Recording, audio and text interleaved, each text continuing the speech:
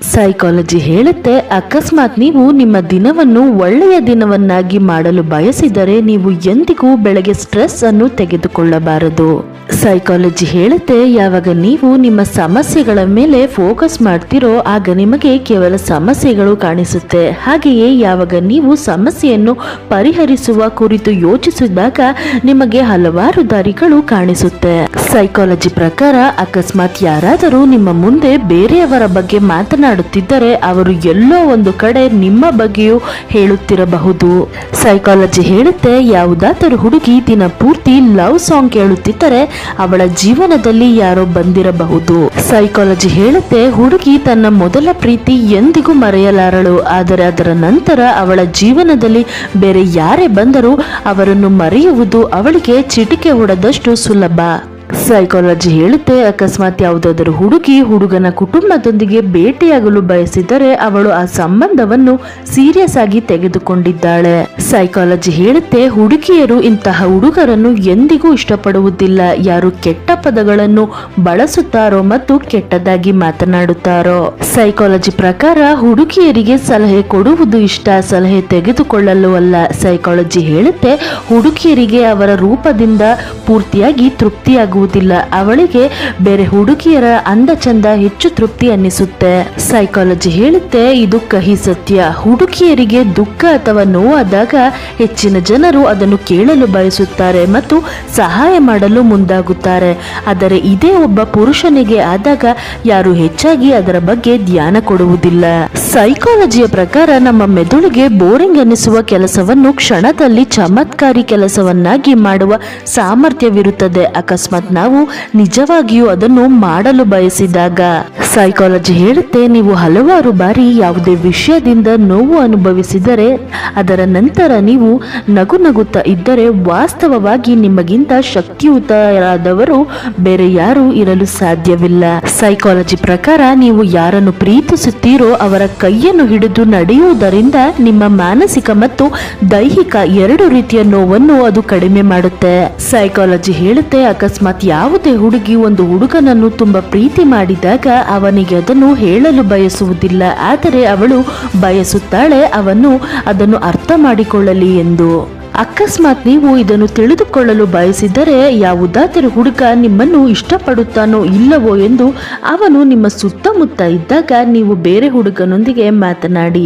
ಅಕಸ್ಮಾತ್ ಅವನು ನಿಮ್ಮನ್ನು ನಿಜವಾಗಿ ಪ್ರೀತಿಸುತ್ತಿದ್ದರೆ ನೀವು ಬೇರೆ ವ್ಯಕ್ತಿಯೊಂದಿಗೆ ಆತ್ಮೀಯವಾಗಿ ಮಾತನಾಡುವುದನ್ನು ನೋಡಿ ಕೋಪಗೊಳ್ಳುತ್ತಾನೆ ಅಥವಾ ಆ ಸಮಯದಲ್ಲಿ ಆ ಜಾಗದಿಂದ ಸ್ವಲ್ಪ ದೂರ ಹೋಗಿಬಿಡುತ್ತಾನೆ. ಅಕಸ್ಮಾತ್ ಯಾವುದಾದರೂ ಹುಡುಗ ಯಾವುದೇ ಹುಡುಗಿಯನ್ನು ಇಷ್ಟಪಡುತ್ತಿದ್ದರೆ ಅವಳ ಸುತ್ತಮುತ್ತ ಇರುವವರಿಂದ ಅಥವಾ ಅವಳ ಸ್ನೇಹಿತರಿಂದ ಅವಳ ಬಗ್ಗೆ ಹೆಚ್ಚಿನ ವಿಷಯಗಳನ್ನು ತಿಳಿದುಕೊಳ್ಳಲು ಅವನು ಪ್ರಯತ್ನಿಸುತ್ತಾನೆ.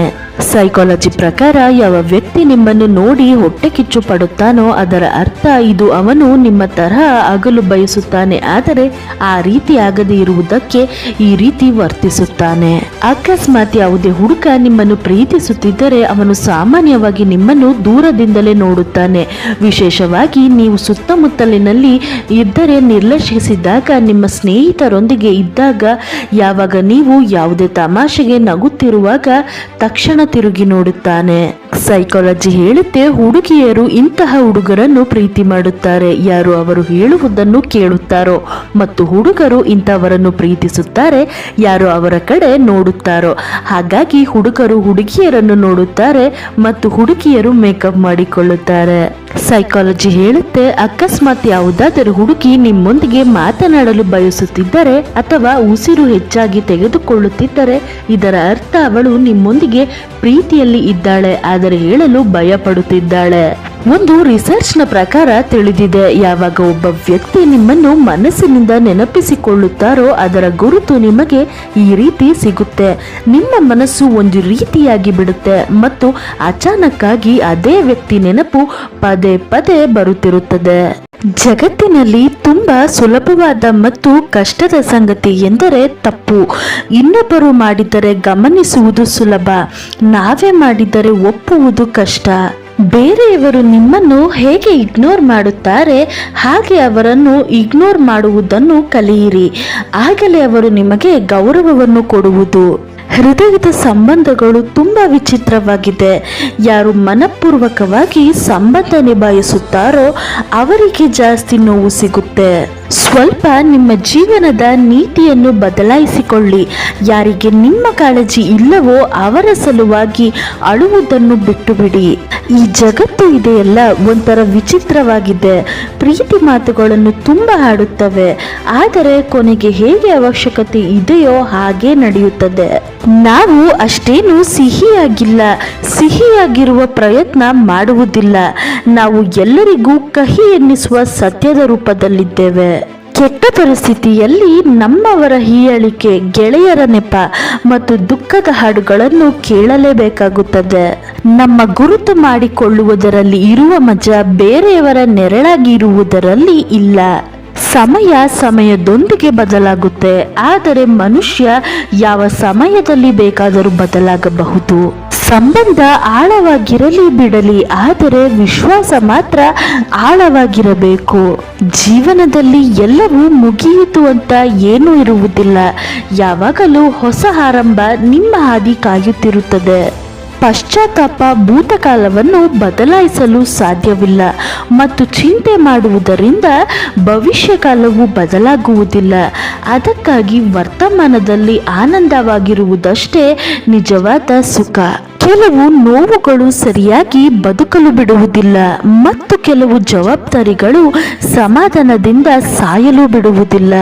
ಒಬ್ಬ ವ್ಯಕ್ತಿಯನ್ನು ನಿಮ್ಮ ಮನಸ್ಸಿನಿಂದ ತೆಗೆದುಹಾಕಲು ಸಾಧ್ಯವಾಗುತ್ತಿಲ್ಲ ಎಂದರೆ ಆ ವ್ಯಕ್ತಿಯ ಮನಸ್ಸಿನಲ್ಲಿ ನೀವು ಇದ್ದೀರಾ ಎಂದರ್ಥ. ಒಬ್ಬ ಹುಡುಗ ನಿಮ್ಮನ್ನು ನಿಜವಾಗಿಯೂ ಪ್ರೀತಿಸುತ್ತಿದ್ದರೆ ಈ 3 ವರ್ತನೆ ಖಂಡಿತವಾಗಿಯೂ ಇರುತ್ತೆ. ಮೊದಲನೆಯದಾಗಿ ಅವನು ನಿಮ್ಮ ಕಣ್ಣಿನ ಆಳವಾದ ಸಂಪರ್ಕವನ್ನು ಮಾಡುತ್ತಾನೆ. ಎರಡನೆಯದಾಗಿ ನೀವು ಇತರ ಹುಡುಗರೊಂದಿಗೆ ಮಾತನಾಡುವಾಗ ಅವನು ಅಸೂಯೆ ಪಡುತ್ತಾನೆ.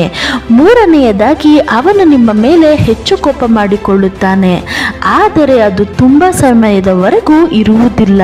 Thank you so much for watching. ಜೈ ಶ್ರೀ ಕೃಷ್ಣ.